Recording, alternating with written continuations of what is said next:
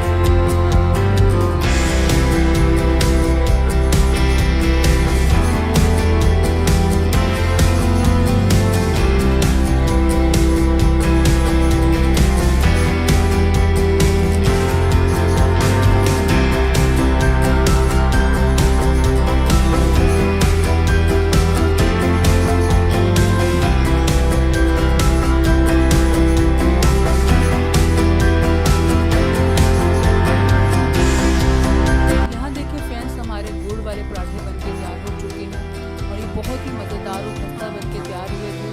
आप इस रेसिपी को ज़रूर ट्राई कीजिएगा, इंशाल्लाह आपको पसंद आएगी। अगर आपको ये वीडियो अच्छी लगे तो लाइक